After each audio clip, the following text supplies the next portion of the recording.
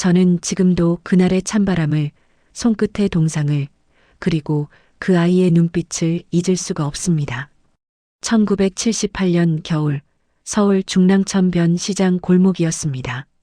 18살 고등학교 2학년이던 제가 방과 후마다 어머니를 도와 군고구마를 팔던 그 좁디좁은 자리.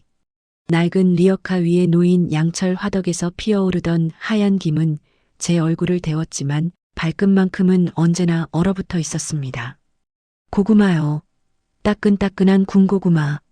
목이 쉬도록 외쳤습니다.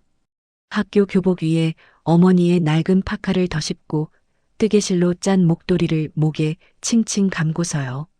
장갑도 없이 새빨개진 손으로 고구마를 집어 신문지에 싸던 그 손길이 지금도 이렇게 또렷합니다. 그때였습니다. 시커먼 외제차 한 대가 골목 입구에 멈춰 섰습니다. 그 시절 저희 같은 동네에서는 구경하기도 힘든 반짝반짝 윤이 나는 승용차였죠. 사람들이 하나둘 고개를 돌려 쳐다봤습니다. 차 문이 열리고 깔끔한 양복 차림의 중년 남자가 내렸습니다. 운전기사였습니다. 그리고 뒷좌석에서 한 아이가 내렸습니다. 9살쯤 되어 보이는 꼬마 도련님이었습니다. 까만 모직 코트에 빳빳한 흰 셔츠, 반들반들한 구두. 머리는 단정하게 빗어 넘겼고 얼굴은 하얗고 곱상했습니다. 그런데 그 눈빛이 참 묘했습니다. 아이의 눈은 겨울 하늘처럼 차가웠습니다. 아무것도 담겨있지 않은 텅 빈 유리구슬 같았죠. 부잣집 도련님이라면 을에 가질 법한 오만함도 호기심도 없었습니다. 그저 쓸쓸했습니다. 어린아이의 눈에서 나올 수 없는 깊고 서늘한 외로움이 서려 있었습니다. 저기 고구마 하나 주세요. 운전기사 아저씨가 제 리어카 앞에 멈춰 섰습니다. 정장 주머니에서 지갑을 꺼내려는데 그 아이가 손을 내저었습니다. 아저씨, 제가 직접 살래요. 목소리는 또랑또랑했지만 어딘가 힘이 없었습니다. 아이는 주머니에서 500원짜리 지폐 한 장을 꺼냈습니다. 당시 군고구마 한 개가 100원이던 시절이었으니 꽤 큰 돈이었죠. 도련님, 얼마나 드릴까요? 저는 공손하게 물었습니다. 그러자 그 아이가 천천히 고개를 들어 저를 쳐다봤습니다. 그 순간이었습니다. 아이의 눈빛이 흔들렸습니다. 텅 비어있던 그 눈동자에 뭔가가 일렁였습니다. 놀람도 반가움도 아닌 형언할 수 없는 감정이었습니다. 아이는 제 얼굴을 뚫어져라 쳐다보더니 새빨개진 제 손을 내려다봤습니다. 파카 밖으로 삐져나온 해진 교복 소매를 목도리 밑으로 드러난 얼룩진 블라우스 기스려. 엄마. 아이가 중얼거렸습니다. 너무 작은 소리라 제가 잘못 들은 줄 알았습니다. 네. 뭐라고 하셨어요? 제가 다시 묻자 아이는 화들짝 놀란 듯 고개를 저었습니다. 아무것도 아니에요. 고구마 5개 주세요. 5개요? 도련님 혼자 다 드시게요? 아니요. 저기 동생들 주려고요. 아이가 골목 안쪽을 가리켰습니다. 담벼락 그늘에 옹기종기 모여 앉아 있는 동네 꼬마들이 보였습니다. 코올리개들이 추운 날씨에도 밖에서 놀고 있었죠. 제 가슴이 뜨거워졌습니다. 저는 정성껏 고구마 5개를 골라 신문지에 쌌습니다. 그리고 조금 망설이다가 한 개를 더 넣어줬습니다. 도련님도 하나 드세요. 덤으로 드리는 거예요. 아이가 고개를 들어 저를 봤습니다. 이번엔 눈빛이 달랐습니다. 뭔가 따뜻한 게 스며들어 있었습니다. 감사합니다, 누나. 에이, 뭐 이런 것으로. 그런데 도련님, 이름이 뭐예요? 준호. 강준호예요. 아, 준호 도련님. 저는 이미선이에요. 또 오세요. 아이는 군고구마 봉지를 꼭 안고 돌아섰습니다. 그런데 몇 걸음 걷다가 다시 뒤돌아봤습니다. 누나는 엄마 없어요? 갑작스러운 질문이었습니다. 제 얼굴이 굳었습니다. 어머니는 계시는데 많이 편찮으세요. 왜요? 아니요. 그냥 궁금해서요. 아이는 더 이상 묻지 않았습니다. 그냥 고개를 숙이고 차로 돌아갔습니다. 하지만 차 문이 닫히기 직전 저는 봤습니다. 그 아이가 차창 너머로 저를 물끄러미 쳐다보고 있는 걸요. 그 눈빛은 마치 무언가를 그리워하는 사람의 눈빛 같았습니다. 그날 밤 저는 어머니께 그 이야기를 했습니다. 어머니는 반지하 단칸방 아궁이 앞에 앉아 군고구마를 까고 계셨습니다.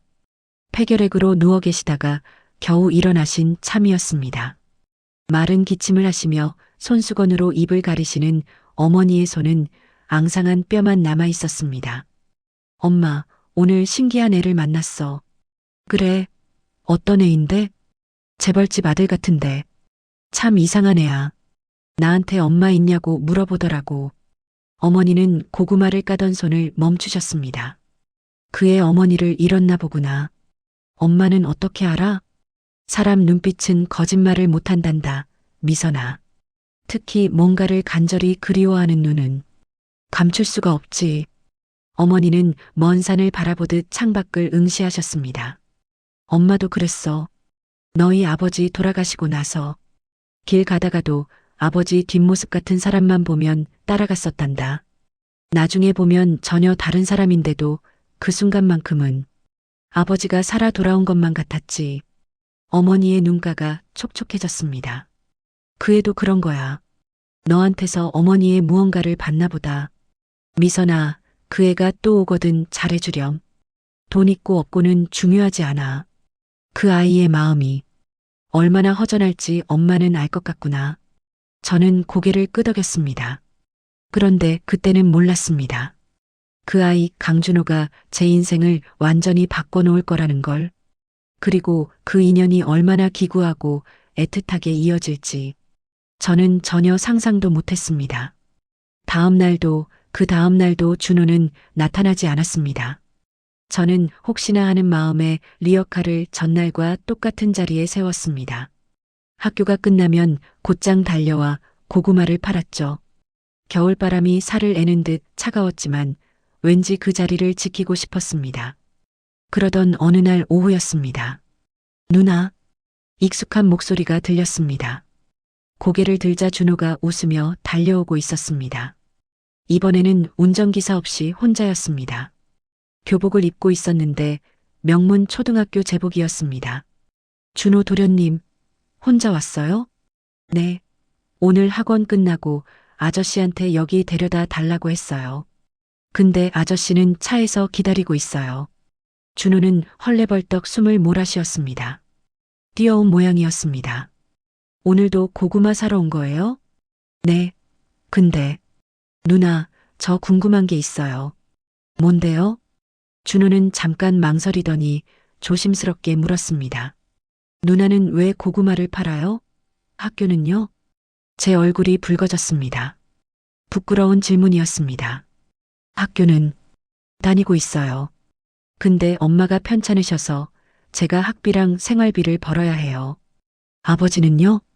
아버지는 제가 5살 때 돌아가셨어요. 준호의 얼굴이 굳었습니다. 그럼 누나랑 어머니 둘이서만 사세요? 네. 근데 엄마가 아프셔서 제가 벌어야죠, 뭐. 저는 웃으며 말했지만 목소리가 떨렸습니다. 준호는 한참 동안 아무 말도 하지 않았습니다. 그러더니 갑자기 주머니를 뒤지기 시작했습니다. 누나, 이거. 준호가 1,000원짜리 지폐 5장을 꺼냈습니다. 당시로서는 큰 돈이었습니다. 이건 제 용돈이에요. 누나 어머니 약값에 쓰세요. 아니, 이걸 어떻게 받아요? 안 돼요, 준호 도련님.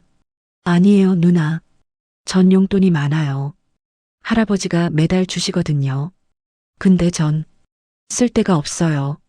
갖고 싶은 것도 없고 사고 싶은 것도 없어요. 준호의 목소리가 잠겼습니다. 엄마가 살아계셨을 때는 엄마랑 같이 빵집도 가고 장난감 가게도 갔는데 이제는 아무것도 재미없어요. 돈이 있어도 같이 쓸 사람이 없으니까요. 제 눈시울이 뜨거워졌습니다. 준호 도련님, 누나 받아주세요. 제발이요. 누나 엄마는 아직 살아계시잖아요. 전 우리 엄마 다시 못 봐요. 근데 누나 엄마는 낫게 할 수 있잖아요. 준호의 눈에서 눈물이 주르륵 흘러내렸습니다. 저는 더 이상 거절할 수가 없었습니다. 고마워요, 준호 도련님. 정말, 정말 고마워요. 저도 눈물을 흘렸습니다. 그 작은 손에서 건네받은 돈이 그 어떤 거금보다 무겁고 따뜻했습니다. 그날 이후 준호는 일주일에 두세 번씩 찾아왔습니다. 때로는 고구마를 사고 때로는 그냥 제 옆에 서서 이야기를 나눴습니다. 준호는 제게 학교 이야기를, 집 이야기를, 할아버지 이야기를 들려줬습니다. 우리 할아버지는 무서워요. 엄청 큰 회사 사장님이거든요. 근데 할아버지는 저한테 관심이 없어요. 그냥 공부 잘하고 예의 바르게 크면 된대요. 아버지는요? 아빠는 재혼하셨어요. 새엄마가 있어요. 준호의 목소리가 작아졌습니다. 새엄마는 저한테 잘해주려고 하는데 전 싫어요. 새엄마는 우리 엄마가 아니잖아요. 제 가슴이 먹먹했습니다. 준호 도련님, 그래도 새어머니가 노력하시는 거면 마음을 조금 열어보는 게 어때요? 싫어요. 절대 안 돼요. 준호가 고개를 세차게 저었습니다. 엄마는 단 한 명이에요. 세상에서 우리 엄마가 제일 예뻤고 제일 착했어요. 엄마는 저한테 매일 고구마를 구워줬어요. 겨울이면 꼭 군고구마를 만들어서 같이 먹었거든요.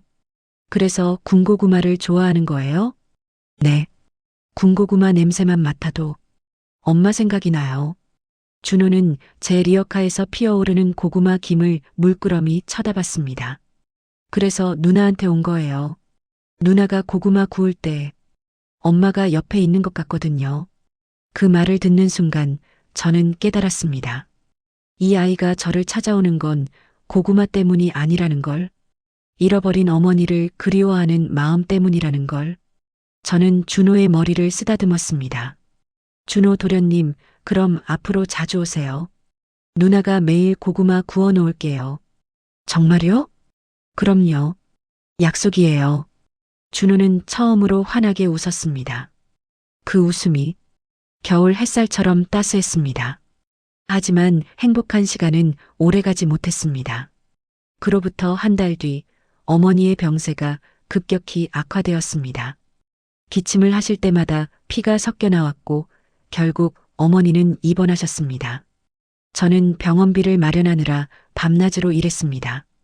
고구마를 팔고 새벽 신문 배달을 하고 식당에서 설거지까지 했습니다. 학교는 결석이 잦아졌고 성적도 떨어졌습니다. 준호는 그 사실을 알고 있었습니다. 어느 날 준호가 큰 봉투를 들고 찾아왔습니다. 누나, 이거. 봉투 안에는 100만 원이 들어 있었습니다. 준호 도련님, 이건 어떻게 마련한 거예요? 할아버지한테 받았어요. 생일 선물로요. 이걸 어떻게 받아요? 누나, 제발 받아주세요. 안 그러면 저 정말 슬플 것 같아요. 엄마를 살릴 수 없었던 제가 누나 엄마라도 살려야 할 것 같아요. 준호는 울먹이며 말했습니다. 제발요, 누나. 이게 제가 할 수 있는 유일한 거예요. 저는 그 돈을 받았습니다. 그리고 준호를 꼭 안아줬습니다. 고마워요, 준호 도련님. 정말, 정말 고마워요. 하지만 운명은 잔인했습니다. 어머니는 결국 그해 봄에 돌아가셨습니다. 저는 세상이 무너지는 것 같았습니다. 장례식장에는 아무도 오지 않았습니다. 친척도 친구도 없었습니다. 저 혼자 빈 영정 앞에 앉아 울고 있었는데 그때였어요. 누나, 준호가 나타났습니다. 검은 양복을 입고 흰 국화 한 송이를 들고서요. 준호 도련님, 누나, 저 어떻게 위로해야 할지 모르겠어요. 근데 혼자 두고 싶지 않아서 왔어요. 준호는 제 옆에 앉았습니다. 그리고 조용히 말했습니다. 누나, 울어도 돼요. 저도 엄마 돌아가셨을 때 엄청 울었어요. 혼자서 아무도 모르게요. 저는 참았던 눈물을 터뜨렸습니다. 준호는 제 손을 꼭 잡아줬습니다. 그 작은 손이 세상에서 가장 따뜻했습니다. 어머니의 장례를 치르고 나서 저는 완전히 혼자가 되었습니다. 18살 고등학교 2학년생이 감당하기에는 너무나 가혹한 현실이었습니다. 반지하 단칸방 월세는 밀렸고 학비는 낼 수 없었습니다. 학교 선생님들이 걱정하시며 장학금을 알아봐 주셨지만 당장 먹고 사는 문제가 급했습니다. 결국 저는 학교를 그만뒀습니다. 미선아, 그래도 졸업은 해야지.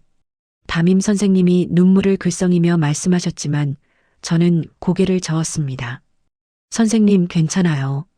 저 일하면서 검정고시 볼게요. 그게 더 빠를 것 같아요. 그렇게 저는 공장에 취직했습니다. 봉제 공장이었습니다. 새벽 6시에 출근해서 밤 10시에 퇴근하는 하루 16시간 노동이었습니다. 손가락에 바늘이 찔려 피가 나도 미싱 소리에 귀가 먹먹해져도 저는 악물고 버텼습니다. 한 달에 3만 원. 그 돈으로 월세를 내고 밥을 사 먹고 조금씩 모았습니다.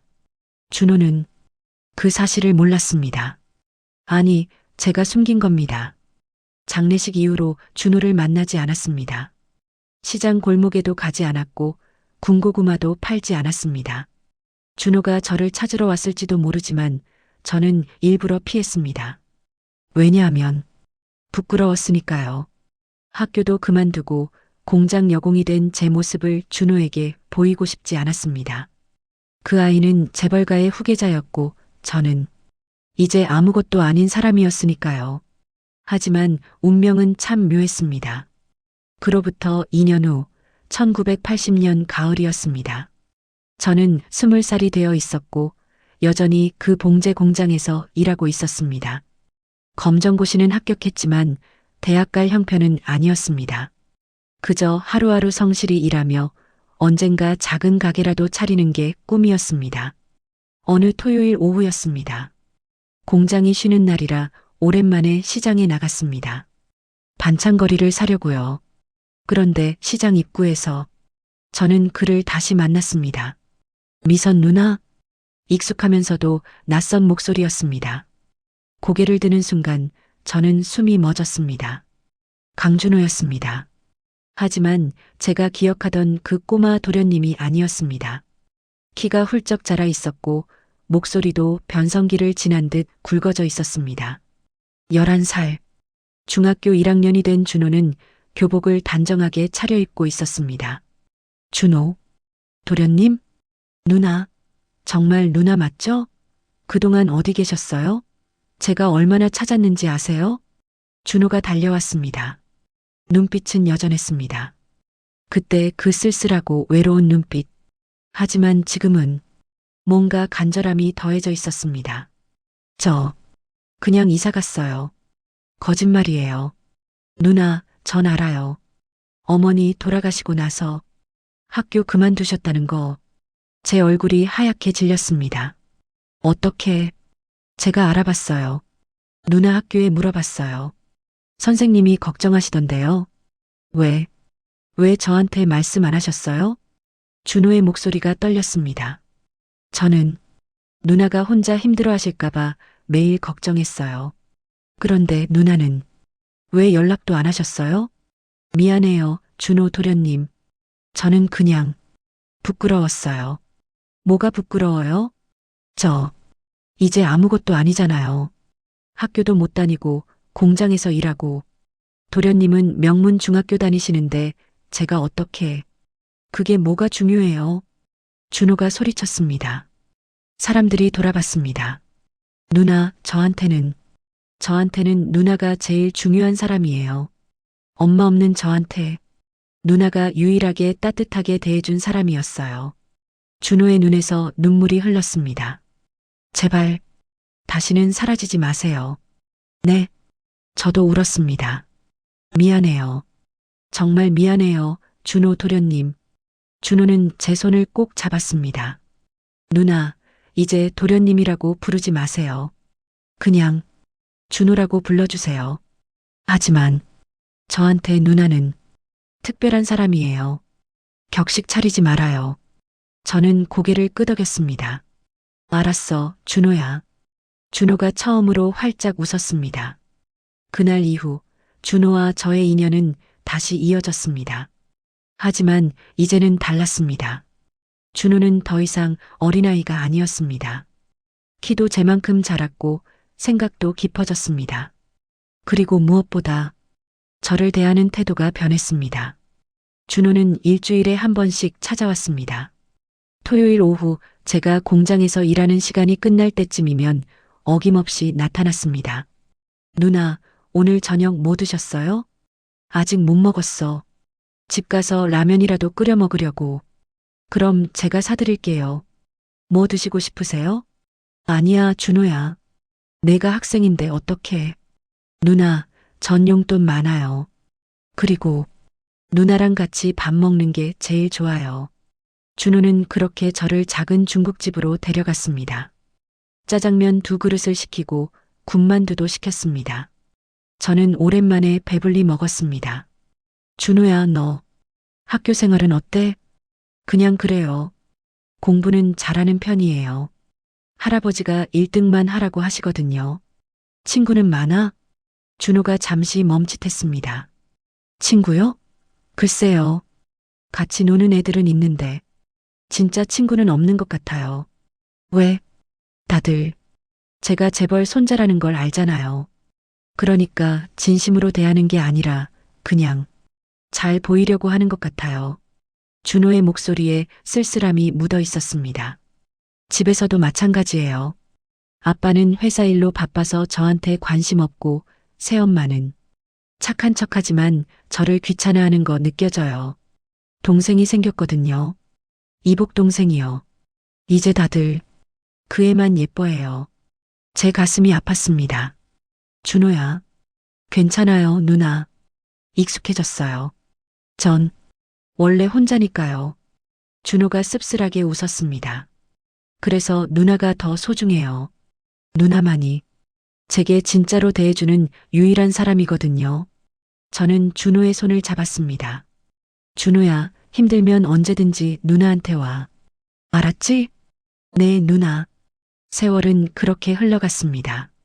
1982년 준호는 중학교 3학년이 되었고 저는 22살이 되었습니다. 저는 여전히 봉제 공장에서 일했지만 이제는 반장이 되어 있었습니다. 월급도 조금 올랐고 조금씩 돈을 모으고 있었습니다.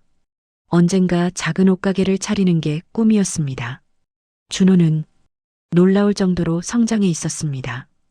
키가 훌쩍 커서 이제 175cm는 되어 보였고 목소리도 완전히 어른의 목소리가 되었습니다. 얼굴도 점점 잘생겨져서 지나가는 여학생들이 힐끔힐끔 쳐다볼 정도였습니다. 하지만 준호는 여전히 외로웠습니다. 누나, 전 고등학교 가기 싫어요. 어느 날 준호가 말했습니다. 중학교 졸업을 앞둔 겨울이었습니다. 왜? 공부가 힘들어? 아니요. 할아버지가 외국 유학을 보내시겠대요. 미국으로요. 저는 깜짝 놀랐습니다. 유학? 그럼 언제 가는데? 내년 봄이요. 고등학교는 미국에서 다니라고 하세요. 그래. 좋은 기회네. 제 목소리가 떨렸습니다. 준호가 떠난다니 갑자기 가슴이 텅 빈 것 같았습니다. 누나, 진짜 좋은 거예요? 준호가 제 눈을 똑바로 쳐다봤습니다. 저는 가기 싫어요. 누나 두고 어떻게 가요? 준호야, 그래도 내 미래를 위해서는 미래보다 중요한 게 지금이에요, 누나. 준호가 제 손을 꼭 잡았습니다. 누나, 전 누나 없으면 못 살아요. 정말이에요. 제 심장이 두근거렸습니다. 이상했습니다. 준호는 이제 중학생이고 저보다 8살이나 어렸습니다. 그런데 왜인지 제 가슴이 뛰었습니다. 준호야, 그래도 넌 가야 해. 내 인생이 있잖아.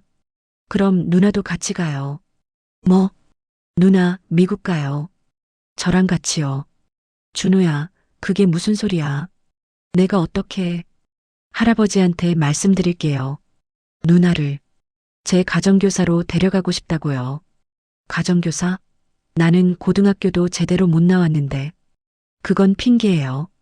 할아버지는 제가 미국 가서 외로울까봐 걱정하시거든요.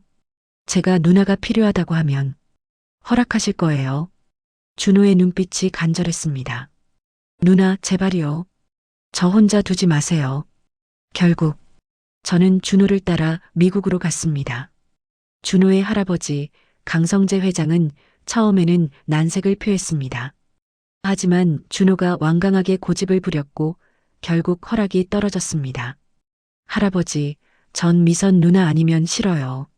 누나랑 같이 가든지 아니면 전 유학 안 갈래요. 준호야, 그게 무슨 고집이냐?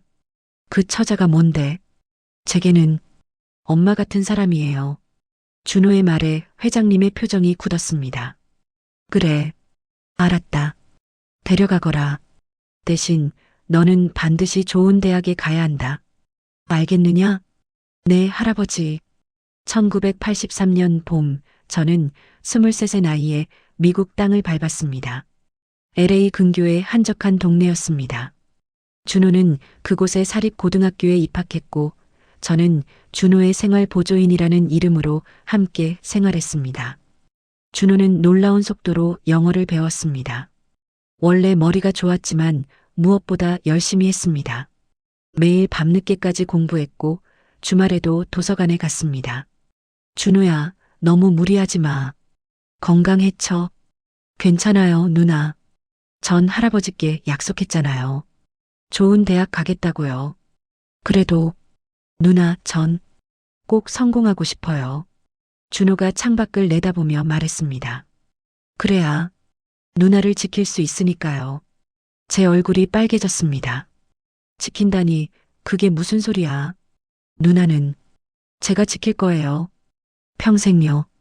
준호가 돌아봤습니다. 그 눈빛은 더 이상 어린아이의 눈빛이 아니었습니다. 3년이라는 시간이 흘렀습니다. 1986년 준호는 고등학교를 졸업했습니다. 그리고 명문 하버드 대학에 합격했습니다. 회장님은 기뻐하시며 큰 상을 내리셨습니다. 준호는 그 돈으로 제게 작은 옷가게를 차려주었습니다. 누나, 이제 누나도 꿈을 이루세요. 누나는 항상 저만 챙기셨잖아요. 준호야, 누나, 전 이제 어른이에요. 20살이 됐어요. 그리고 대학생이 됐고요. 준호가 제 손을 잡았습니다. 누나, 저 이제 누나한테 고백해도 될까요? 제 심장이 쿵 하고 내려앉았습니다. 고백? 네. 전 누나를 사랑해요. 어렸을 때부터 쭉요. 준호야, 그건 나이 차이는 중요하지 않아요. 저한테 누나는 돌아가신 엄마 다음으로 세상에서 가장 소중한 사람이에요. 준호의 눈빛이 진지했습니다. 누나, 대답은 안 해주셔도 돼요. 그냥 제 마음만 알아주세요. 전 앞으로도 계속 누나 곁에 있을 거예요. 저는 대답할 수 없었습니다. 그날 밤 저는 혼자 울었습니다. 준호의 마음이 고마웠지만 동시에 두려웠습니다. 저는 그저 가난한 공장 여공 출신이었고 준호는 재벌가의 후계자였습니다. 이 사랑은 이루어질 수 없는 사랑이라는 걸 저는 알고 있었습니다. 준호의 고백 이후 저는 혼란스러웠습니다. 28살의 저와 20살의 준호. 숫자로만 보면 8살 차이였지만 우리 사이에는 보이지 않는 거대한 벽이 있었습니다. 신분의 벽, 재산의 벽, 그리고 무엇보다 제 마음속 두려움의 벽이요. 준호는 하버드에서 경영학을 전공했습니다. 우등생이었고 학생의 활동도 활발히 했으며 주변에는 항상 사람들이 몰려들었습니다. 잘생긴 외모에 유창한 영어, 교양과 예의까지 갖춘 준호는 캠퍼스의 인기인이었습니다. 그런 준호 옆에 저는 초라했습니다. LA 코리아타운에서 작은 옷가게를 운영하며 하루하루 살아가는 것이 고작이었습니다. 영어도 서툴렀고 학벌도 없었으며 사교계에 어울릴 만한 교양도 없었습니다.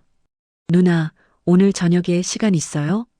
준호는 매주 금요일이면 어김없이 가게로 찾아왔습니다. 대학교가 보스턴이었지만 방학 되면 LA로 돌아와 저를 찾았습니다. 준호야, 너 친구들이랑 놀아야지. 왜 맨날 누나한테만 와? 친구들보다 누나가 더 좋은걸요. 준호는 환하게 웃으며 제 가게 한쪽에 앉았습니다. 그리고는 가방에서 두툼한 책을 꺼내 읽기 시작했습니다. 공부하려면 집에 가서 해. 여기는 시끄러워. 아니에요. 여기가 더 좋아요. 누나 옆에 있으면 마음이 편해요. 준호는 그렇게 말하며 책장을 넘겼습니다. 그 모습이 너무나 평화로워 보였습니다. 저는 재봉틀 앞에 앉아 옷을 수선하면서도 자꾸만 준호를 쳐다봤습니다. 햇살이 창문으로 들어와 준호의 옆 얼굴을 비쳤습니다. 어느새 완전히 어른이 된 그 얼굴이 가슴 한쪽을 아프게 했습니다. 이 아이를 사랑하면 안 되는데 저는 속으로 되뇌었습니다. 이 아이는 저 높은 곳으로 가야 할 사람이야. 나 같은 사람이 붙잡으면 안 돼. 하지만 마음이란 게 마음대로 되지 않았습니다. 1988년 여름, 준호가 대학교 3학년이 되던 해였습니다. 준호는 여름 방학을 맞아 LA로 돌아왔고 저를 갑자기 여행에 데려갔습니다. 누나, 짐 싸요. 우리 여행 가요. 여행? 갑자기 무슨? 누나는 미국 온 지 5년이 넘었는데 LA 밖으로 나가본 적이 없잖아요.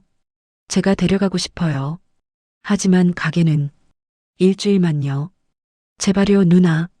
준호의 눈빛이 간절했습니다. 저는 결국 고개를 끄덕였습니다. 우리는 샌프란시스코로 갔습니다. 금문교를 건너고 피셔맨스 워프를 걸었으며 케이블카를 탔습니다. 준호는 들뜬 아이처럼 이곳저곳을 구경시켜 주었고 저는 오랜만에 행복했습니다. 누나, 저기 봐요. 바다가 보여요. 준호가 손을 잡고 전망대로 끌고 갔습니다. 태평양이 끝없이 펼쳐져 있었습니다. 석양이 수평선을 물들이고 있었습니다. 와, 정말 예쁘다. 누나가 더 예뻐요. 준호가 조용히 말했습니다. 저는 얼굴이 빨개져서 고개를 돌렸습니다. 준호야, 그런 말하지 마. 왜요? 사실인데요. 준호가 제 어깨에 손을 올렸습니다.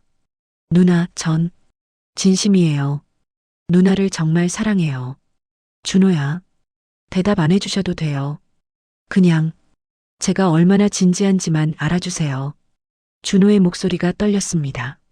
전 누나 없이는 못 살아요. 정말이에요. 그 순간 저도 깨달았습니다. 저도 준호를 사랑하고 있다는 걸요. 언제부턴가 준호 없는 하루는 상상할 수 없게 되었고 준호의 웃음소리가 들리지 않으면 허전했으며 준호가 아프기라도 하면 세상이 무너지는 것 같았습니다. 하지만 저는 여전히 두려웠습니다.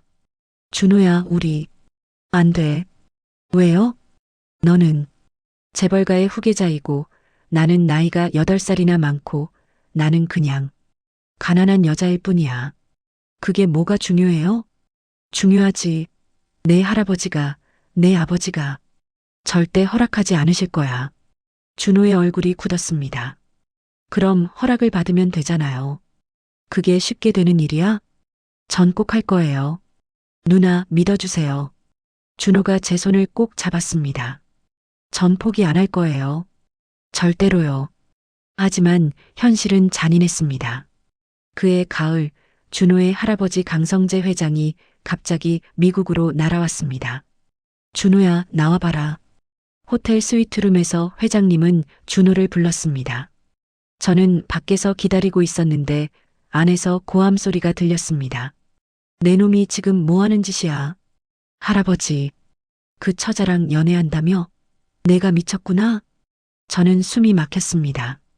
누군가 준호를 미행하는 것 같았습니다. 할아버지, 전 미선 누나를 사랑합니다. 사랑? 내 놈이 사랑이 뭔 줄 알기나 해? 그 처자는 내 신분에 어울리지 않아. 신분이 뭐가 중요합니까? 누나는 착한 사람이에요. 닥쳐라. 넌 앞으로 대기업을 이끌어갈 사람이야. 내 배우자는 신중히 골라야 해. 명문가 출신의 학벌 좋고 집안 좋은 여자를 만나야 한다고. 전 그런 거 원하지 않습니다. 내 의견은 중요하지 않아. 쾅! 뭔가 깨지는 소리가 들렸습니다. 준호야, 내가 그 여자를 정말 생각한다면 이제 그만 헤어져라. 그래야 그 여자도 행복할 수 있어. 무슨 말씀이세요? 내가 그 여자와 계속 만나면 그 여자는 평생 손가락질을 받으며 살게 될 거야. 재벌 손자한테 빌붙은 여자라고 말이야. 그게 그 여자가 원하는 삶이냐? 준호는 대답하지 못했습니다. 그리고 내가 나를 거역하면 나는 그 여자의 가게를 없앨 수도 있어.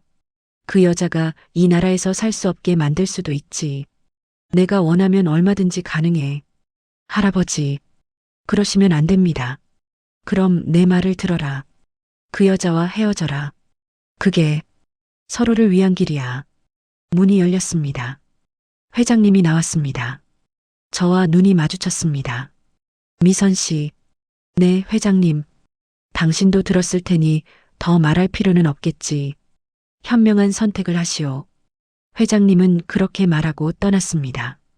저는 방 안으로 들어갔습니다. 준호가 소파에 주저앉아 머리를 감싸쥐고 있었습니다. 준호야, 누나, 미안해요. 제가 무능해서. 준호가 울먹였습니다. 괜찮아, 준호야. 저는 준호를 안아줬습니다. 누나는 괜찮아. 너는 내 길을 가야 해. 싫어요. 전 누나랑 같이 있고 싶어요. 준호야, 이건 우리를 위한 거야. 제 눈에서도 눈물이 흘렀습니다. 너는 빛나는 별이야. 나는 그냥 어둠 속의 돌멩이고 별은 하늘에 있어야지. 땅에 떨어지면 안 돼. 누나, 사랑해, 준호야. 정말 사랑해. 저는 준호의 이마에 입을 맞췄습니다. 그리고 돌아섰습니다. 며칠 후 저는 LA를 떠났습니다. 가게를 정리하고 짐을 쌌습니다. 그리고 한국으로 돌아가는 비행기표를 끊었습니다. 준호에게는 편지 한 장만 남겼습니다. 준호야, 누나는 먼저 가. 너는 꼭 훌륭한 사람이 되렴. 그리고 행복해야 해. 누나는 항상 내가 자랑스러워. 사랑해. 미선 누나. 1988년 늦가을, 저는 다시 한국 땅을 밟았습니다. 28살의 나이로 빈손으로 돌아왔습니다. 서울은 많이 변해 있었습니다. 88 올림픽이 끝난 직후였고 도시는 활기차게 변모하고 있었습니다. 저는 청계천 근처에 작은 방을 얻었습니다. 그리고 다시 봉제 일을 시작했습니다. 하지만 이번에는 달랐습니다. 미국에서 배운 기술을 살려 조금 더 고급스러운 옷을 만들기 시작했습니다. 시간이 흘렀습니다. 1년, 2년, 3년. 준호의 소식은 가끔 신문을 통해 들렸습니다. 강성그룹 손자 강준호, 하버드 수석 졸업. 강준호 씨, 하버드 경영대학원 MBA 과정 진학. 강준호 씨, 명문가 박씨 집안과 약혼설. 그 기사를 보는 순간 저는 신문을 구겨버렸습니다. 가슴이 너무 아팠습니다. 1993년 봄이었습니다.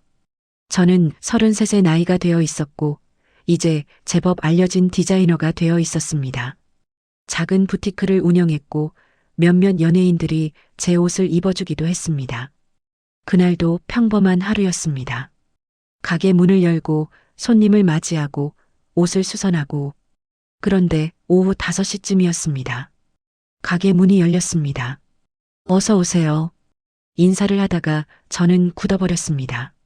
문 앞에 준호가 서 있었습니다. 5년 만이었습니다. 준호는 완전히 달라져 있었습니다. 키는 180이 넘어 보였고 어깨는 넓어졌으며 얼굴은 더욱 단단해져 있었습니다. 고급 양복을 입고 있었고 손에는 명품 가방을 들고 있었습니다. 하지만 눈빛은 여전히 그때 그 눈빛이었습니다. 누나, 준호의 목소리가 떨렸습니다.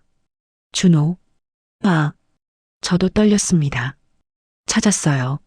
드디어 찾았어요. 준호가 한 걸음 다가왔습니다. 누나 왜 연락도 없이 떠나신 거예요? 제가 얼마나 찾았는지 아세요? 미안해. 미안하다고요? 그게 다예요? 준호의 목소리가 높아졌습니다. 전 5년 동안 누나 생각만 했어요. 매일 밤 잠도 못 자고 공부도 제대로 안 되고 그렇게 살았어요. 준호야. 근데 누나는 여기서 이렇게 잘 지내고 계셨네요.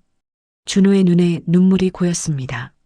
누나는 저 없어도 괜찮으셨어요? 아니야. 저도 울었습니다. 아니야, 준호야. 나도 너무 힘들었어. 매일 너 생각했어. 근데 우리는 안 되잖아. 왜 안 돼요? 너는 약혼했잖아. 신문에서 봤어. 준호의 얼굴이 굳었습니다. 그건 할아버지가 정해주신 거예요. 전 원하지 않았어요. 그래도 어쩔 수 없잖아. 어쩔 수 없다고요? 준호가 제 어깨를 붙잡았습니다. 누나, 전 아직도 누나를 사랑해요. 5년이 지나도 10년이 지나도 제 마음은 변하지 않을 거예요. 준호야, 그만해. 아니요. 누나, 저랑 결혼해 주세요. 저는 숨이 막혔습니다. 뭐? 라고? 결혼해요, 누나. 이제 전 어른이에요. 27살이에요. 제 인생은 제가 결정할 수 있어요.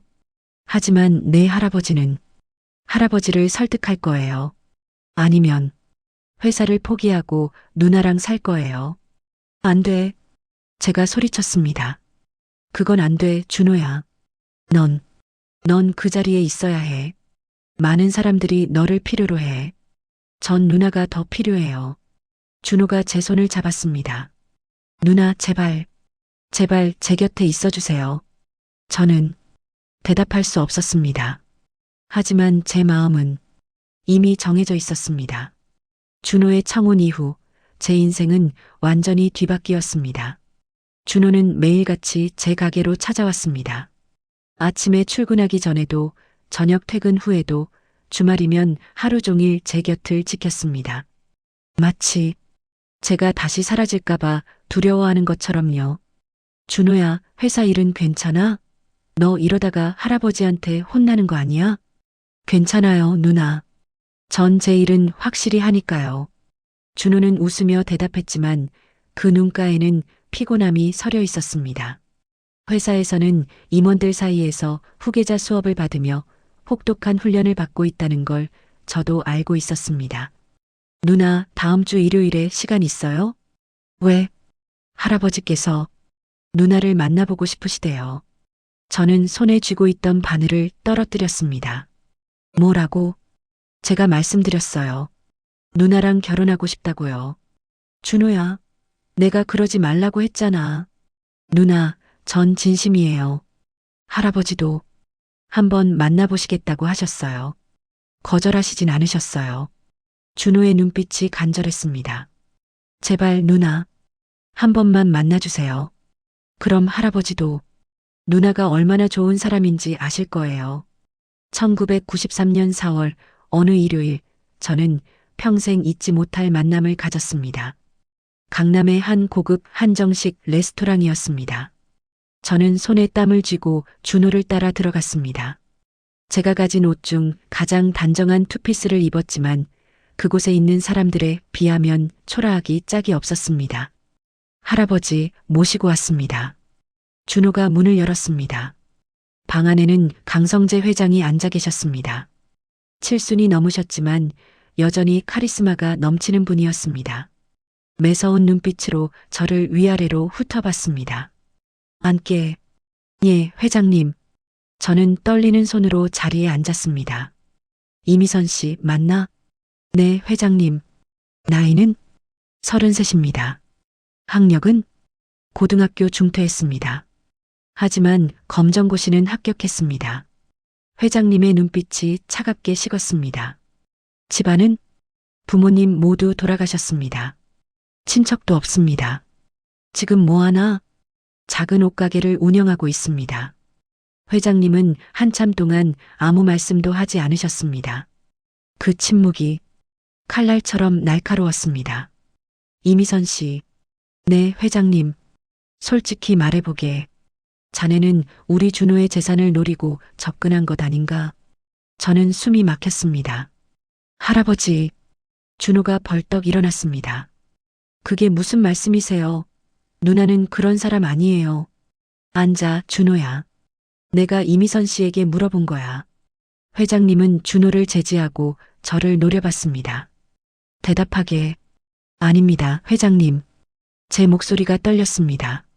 저는 준호 도련님의 재산 같은 건 생각해 본 적 없습니다. 다만 그 아이가 어렸을 때부터 외로워하고 힘들어하는 모습을 봐왔기에 그냥 옆에 있어주고 싶었을 뿐입니다.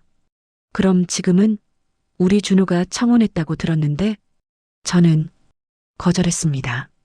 회장님의 눈빛이 흔들렸습니다. 거절했다고? 네. 저 같은 사람이 준호 도련님 곁에 있으면 도련님의 앞날에 방해가 될 거라고 생각했습니다. 그럼 왜 여기까지 왔나? 준호 도련님이 너무 간절하게 부탁해서요. 한 번만 만나달라고. 그래서 왔습니다. 저는 고개를 숙였습니다. 회장님, 저는 잘 압니다. 제가 준호 도련님과 어울리지 않는다는 것을요. 집안도 학벌도 모든 것이 부족합니다. 그래서 저는 물러나려고 했습니다. 그럼 지금도 그 생각인가? 네. 준호가 제 손을 붙잡았습니다. 누나, 준호야. 저는 준호를 바라봤습니다. 눈물이 핑 돌았습니다. 너는 훌륭한 사람이 되어야 해. 많은 사람들을 이끌어야 하고 회사를 경영해야 하고 그러려면 나 같은 사람이 옆에 있으면 안 돼. 그런 거 중요하지 않아요. 중요해. 회장님이 낮은 목소리로 말씀하셨습니다. 준호야, 이미선 씨 말이 맞아. 너는 앞으로 수만 명의 직원을 책임져야 해. 그러려면 신중해야 해. 회장님이 저를 다시 쳐다봤습니다. 이미선 씨, 자네는 똑똑한 사람이구만. 자기 위치를 아는 사람이야. 나는 아무 말도 하지 않고 회장님을 쳐다보고만 있었습니다. 그래서 더 안타깝네. 만약 자네가 집안 좋고 학벌 좋은 여자였다면 내가 허락했을지도 모르겠네. 회장님이 한숨을 쉬셨습니다. 하지만 현실은 현실이야. 미안하네, 이미선 씨. 그날 저는 준호와 마지막 이별을 결심했습니다. 레스토랑을 나와 한강변을 걸었습니다. 봄바람이 살랑살랑 불었지만 제 마음은 겨울처럼 차가웠습니다. 누나, 포기하지 마세요. 준호가 제 손을 붙잡았습니다. 전 꼭 할아버지를 설득할 거예요. 시간이 걸리더라도. 준호야, 그만해. 저는 준호의 손을 뿌리쳤습니다. 우리 이제 그만 만나자. 누나, 준호야, 이건 우리 둘 다를 위한 거야. 너는 내 길을 가야 해. 그리고 나는 내 길을 갈 거야. 싫어요. 전 누나 없이는 못 살아요. 살 수 있어. 시간이 지나면 다 잊혀져. 제 목소리가 떨렸습니다. 준호야, 너는 나보다 훨씬 좋은 사람을 만날 수 있어. 예쁘고 착하고 집안 좋고 모든 게 완벽한 여자를요. 전 그런 거 원하지 않아요. 준호가 제 어깨를 붙잡았습니다. 누나, 제발, 제발 저를 버리지 마세요. 전 정말 누나밖에 없어요. 준호의 눈에서 눈물이 흘렀습니다. 엄마 돌아가시고 나서 전 누구도 믿을 수 없었어요. 다들 제 재산만 보고 제 신분만 보고 진짜 저를 보는 사람은 없었어요. 근데 누나는 달랐어요. 누나는 그냥 저를 봐줬어요. 준호야, 누나 제발, 제발이요. 준호가 무릎을 꿇었습니다. 준호야, 일어나. 일어나지 않을 거예요. 누나가 약속해 주실 때까지요. 무슨 약속? 절 떠나지 않겠다고. 약속해 주세요. 저는 대답할 수 없었습니다. 하지만 제 마음은 이미 무너지고 있었습니다. 그날 밤 저는 결심했습니다. 준호를 위해서라면 저는 무엇이든 할 수 있다고요. 설령 그것이 제 행복을 포기하는 것이라 해도요. 다음 날 저는 회장님께 직접 찾아갔습니다. 회장님, 제게 기회를 주십시오. 기회? 네. 저를 시험해 보십시오. 제가 준호 도련님 곁에 있어도 될 만한 사람인지요. 회장님의 눈빛이 날카로워졌습니다. 흥미롭군. 어떻게 시험하면 되겠나? 제게 시간을 주십시오. 3년만요. 3년 안에 제가 준호 도련님과 어울릴 만한 사람이 되겠습니다. 어떻게? 공부하겠습니다. 대학에 가고 교양을 쌓고 사업도 더 키우겠습니다. 그래서 회장님께서 인정하실 만한 사람이 되겠습니다. 회장님은 한참 동안 저를 응시하셨습니다. 좋네. 그럼 약속하지. 3년 후 자네가 정말로 준호 옆에 설 만한 사람이 되었다면 내가 결혼을 허락하겠네. 정말이십니까? 대신 조건이 있네. 무엇입니까? 3년 동안은 준호를 만나지 말게. 서로 연락도 하지 말고 만나지도 말고 완전히 헤어진 것처럼 지내게. 제 심장이 철렁 내려앉았습니다.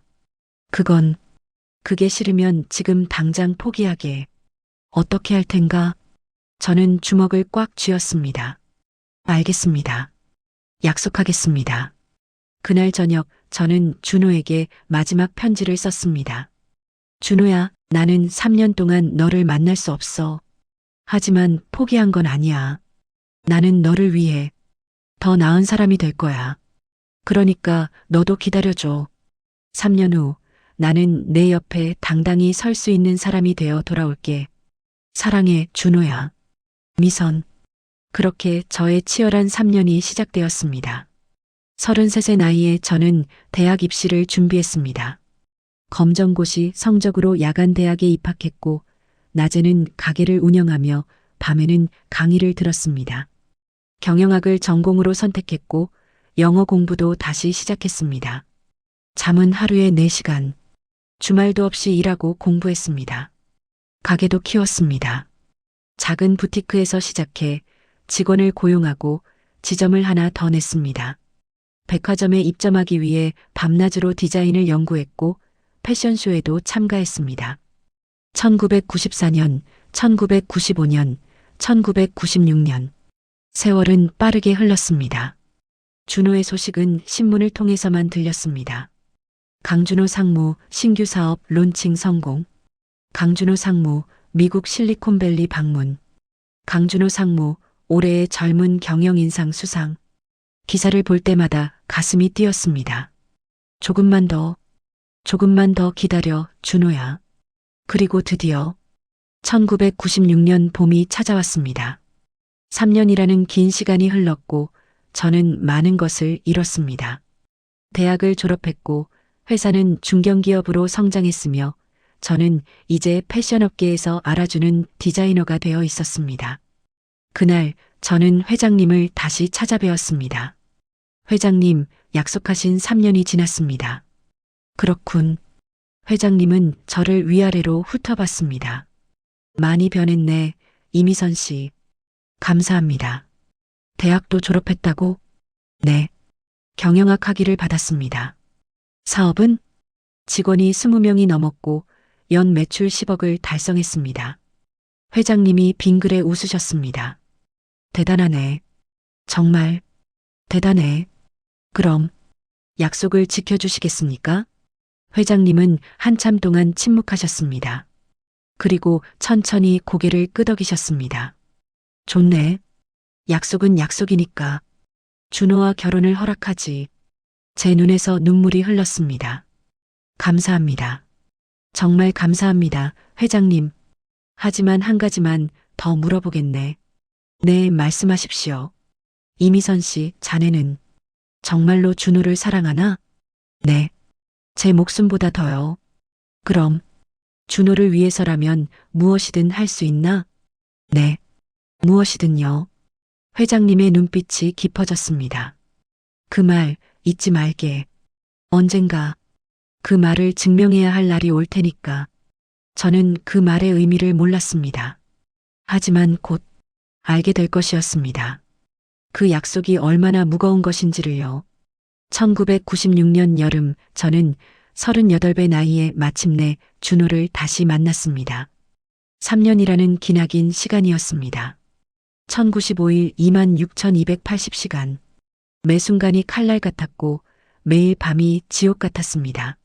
하지만 저는 해냈습니다. 누나, 약속 장소인 남산타워 앞에서 준호가 저를 향해 달려왔습니다.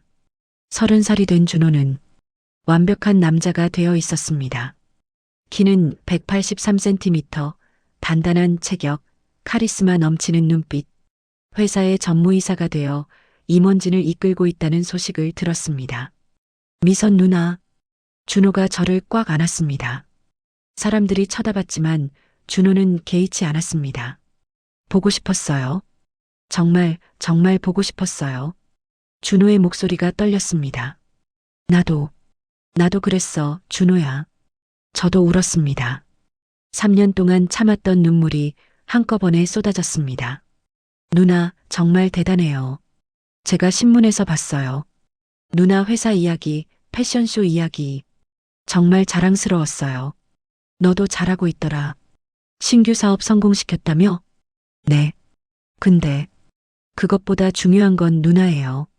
전 이제 할아버지 허락도 받았고 누나도 준비가 되셨으니 준호가 무릎을 꿇었습니다.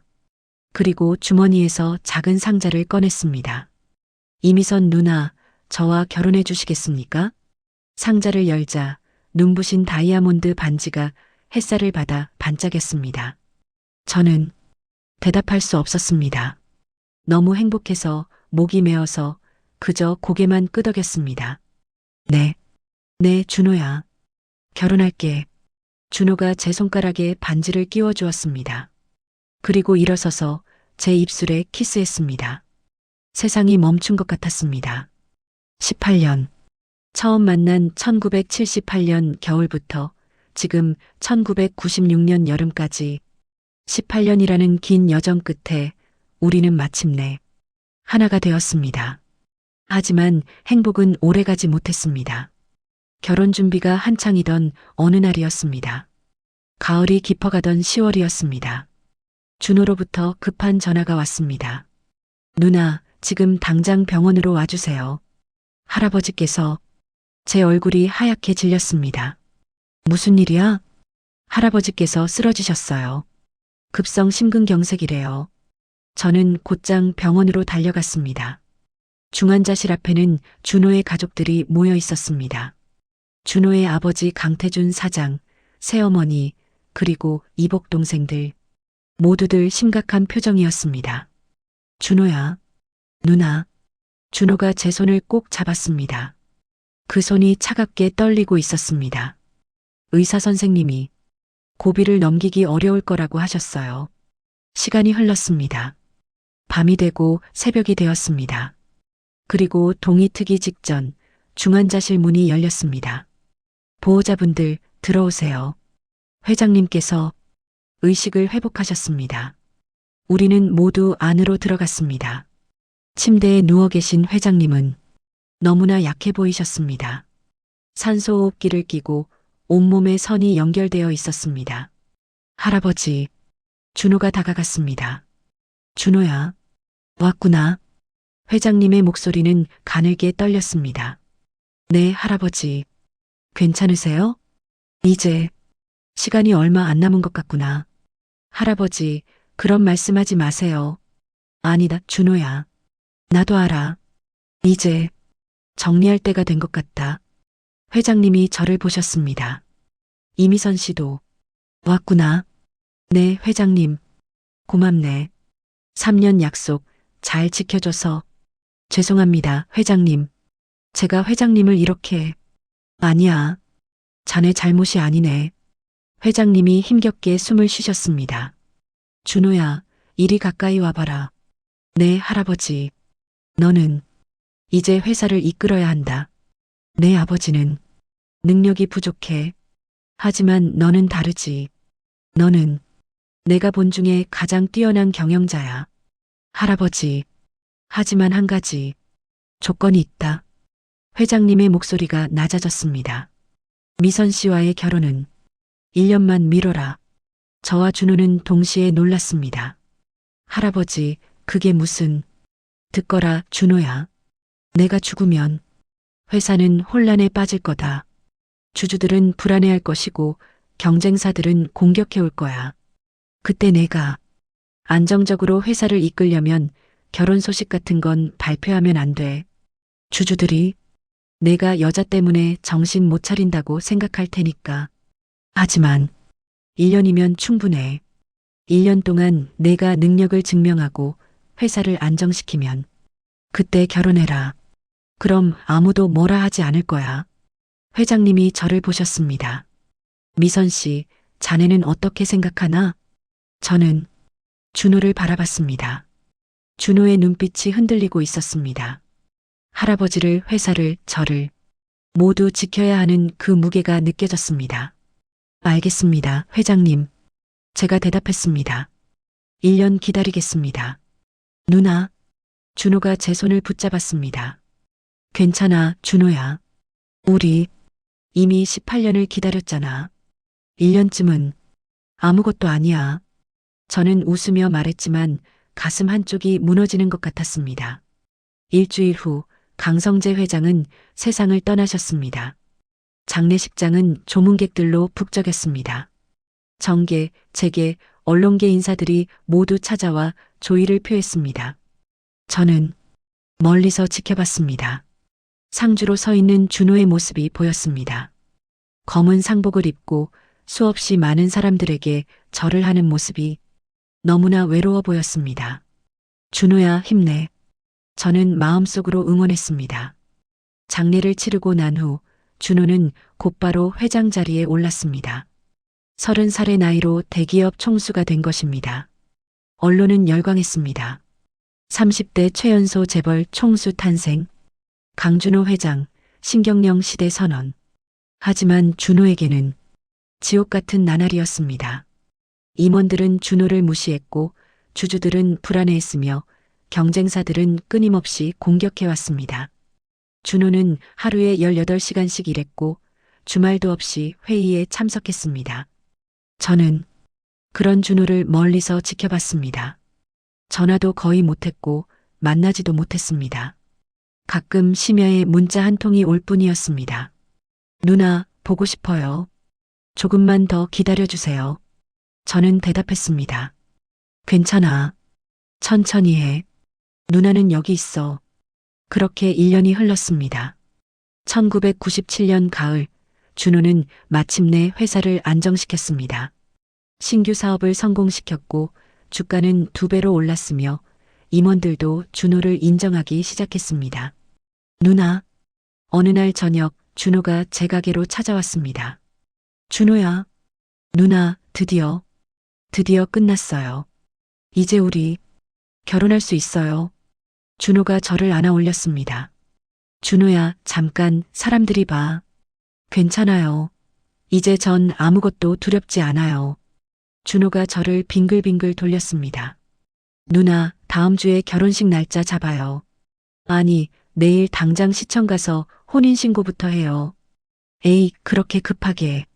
급해요. 전 누나랑 하루라도 빨리 가족이 되고 싶어요. 준호의 눈빛이 반짝였습니다. 저도 웃었습니다. 알았어.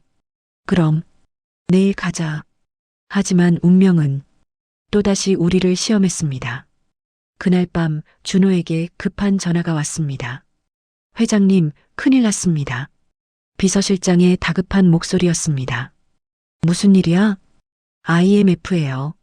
정부에서 IMF 구제금융 신청을 결정했습니다. 내일 아침 공식 발표된다고 합니다. 준호의 얼굴이 하얗게 질렸습니다. 뭐라고?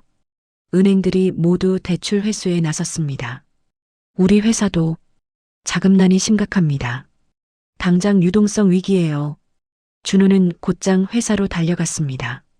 그리고 그날 밤부터 지옥 같은 시간이 시작되었습니다. 1997년 말부터 1998년 초까지 한국은 IMF 외환위기로 휘청거렸습니다. 수많은 기업이 무너졌고 거리에는 실업자가 넘쳐났으며 가정이 파탄났습니다. 강성그룹도 예외는 아니었습니다. 자금난이 심각해지면서 계열사들이 하나둘 문을 닫기 시작했습니다. 수천 명의 직원이 해고되었고 주가는 폭락했습니다. 준호는 미쳐버릴 것 같았습니다. 회장님, 은행에서 대출 연장을 거부했습니다. 회장님, 2차 협력업체에서 납품 중단을 선언했습니다. 회장님, 노조에서 파업을 선언했습니다. 악재가 끊임없이 쏟아졌습니다. 준호는 밤낮으로 뛰어다녔습니다. 은행을 찾아가 무릎을 꿇었고 투자자를 만나 머리를 숙였으며 직원들 앞에서 눈물을 흘렸습니다. 여러분, 저를 믿어주십시오. 제가 반드시 회사를 살려내겠습니다. 하지만 상황은 점점 더 악화되었습니다.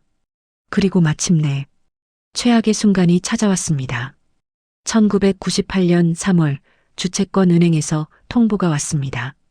워크아웃을 받아들이시든지 아니면 법정 관리를 신청하시든지 선택하십시오. 워크아웃, 기업 구조조정 프로그램. 회사를 살리기 위해서는 대규모 구조조정이 필요했습니다. 직원의 절반을 해고하고 자산을 매각하고 계열사를 정리해야 했습니다. 그날 밤 준호는 저를 찾아왔습니다. 누나. 준호의 얼굴은 수척해져 있었고 눈은 충혈되어 있었습니다. 준호야, 괜찮아? 아니요, 괜찮지 않아요. 준호가 제 품에 안겼습니다. 누나, 전 모르겠어요. 뭘 어떻게 해야 할지. 준호야, 수천 명의 직원들을 해고해야 해요. 그 사람들도 다 가족이 있고 생계가 있는데 제 손으로 그 사람들을 길거리에 내몰아야 해요. 준호가 울었습니다. 누나, 제가 너무 무능한 것 같아요. 할아버지께 죄송해요. 회사를 이 지경으로 만들어서. 아니야, 준호야. 내 잘못이 아니야. 저는 준호를 꼭 안아줬습니다. 이건 내가 통제할 수 있는 일이 아니었어. 전 세계적인 경제 위기였잖아. 그래도 제가 더 잘했어야 했어요. 준호야, 너는 충분히 잘하고 있어. 정말로. 저는 준호의 눈물을 닦아줬습니다.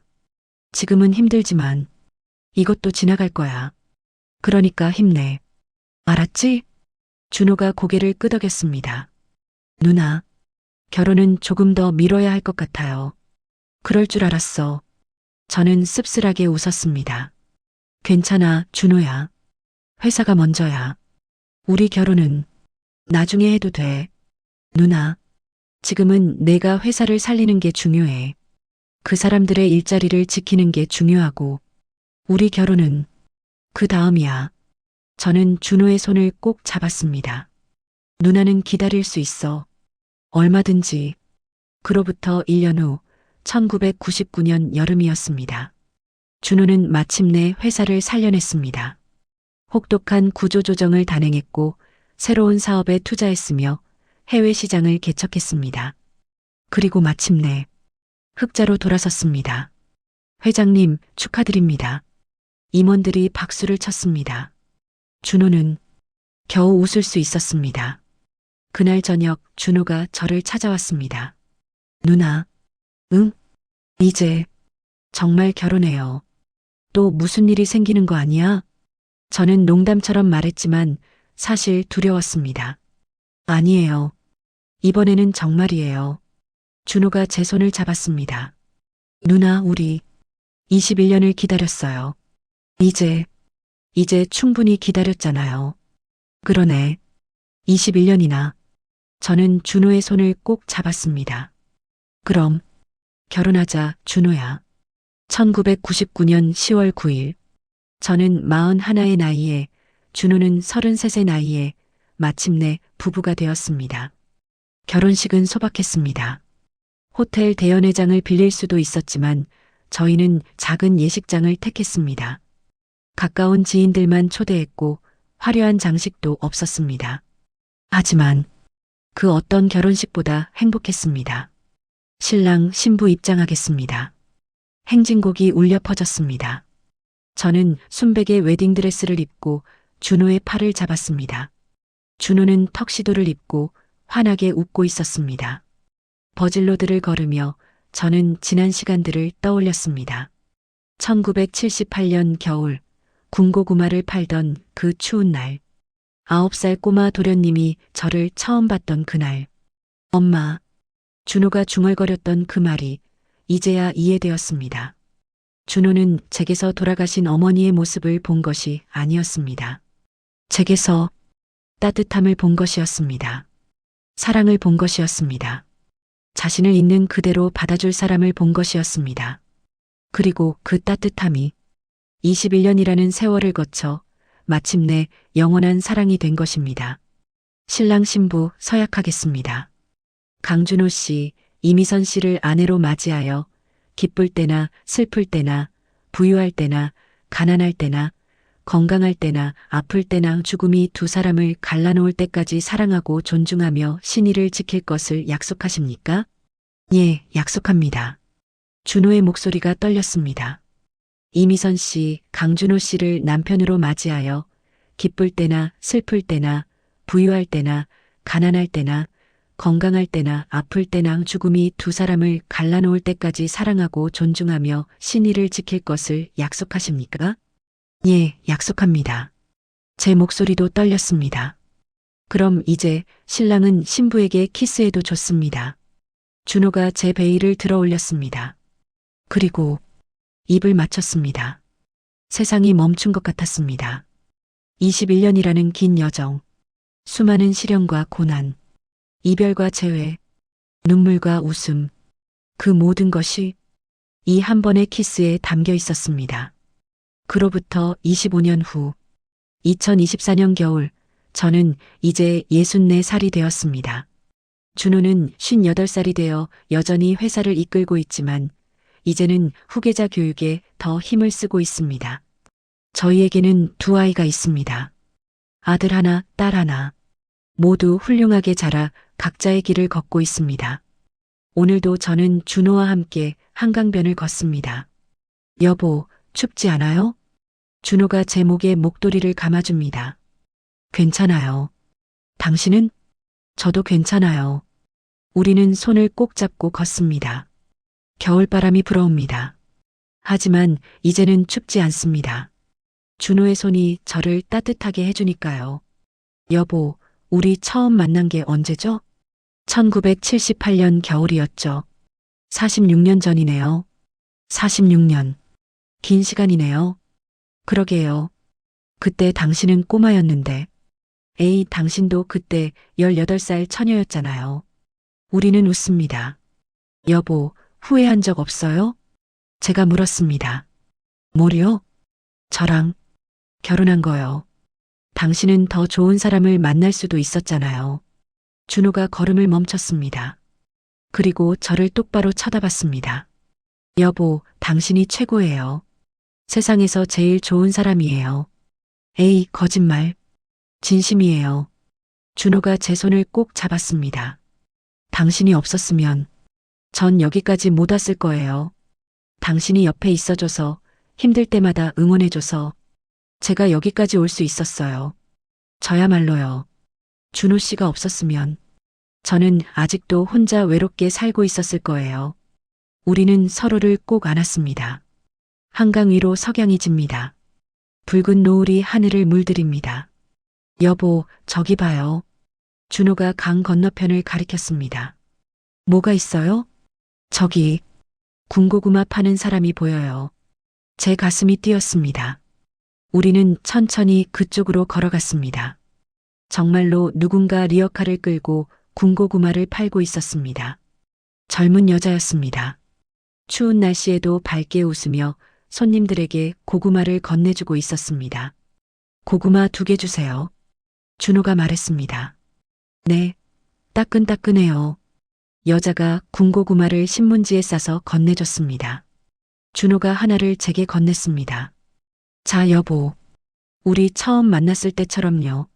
저는 고구마를 받았습니다. 뜨거운 온기가 손으로 전해졌습니다. 껍질을 까서 한 입 베어 물었습니다. 달콤하고 포근한 맛이 입안 가득 퍼졌습니다. 그리고 눈물이 흘렀습니다. 여보, 왜 울어요? 그냥 좋아서요. 저는 웃으며 눈물을 닦았습니다. 이 맛, 46년 전 그 맛 그대로네요. 그러게요. 아직도 맛있어요. 우리는 군고구마를 먹으며 집으로 돌아갔습니다. 손을 꼭 잡고 천천히 함께. 사랑은 기다림입니다. 사랑은 인내입니다. 사랑은 희생입니다. 하지만 무엇보다 사랑은 함께 걷는 길입니다. 비록 그 길이 험하고 멀다 해도 함께라면 두렵지 않습니다. 저와 준호의 46년. 그 긴 여정이 제게 가르쳐 준 것은 바로 그것입니다. 진정한 사랑은 포기하지 않는 것, 그리고 서로를 믿고 끝까지 함께 걸어가는 것. 그것이 바로 사랑의 완성입니다. 마지막으로 좋아하셨다면 구독과 좋아요를 한 번씩만 부탁드립니다.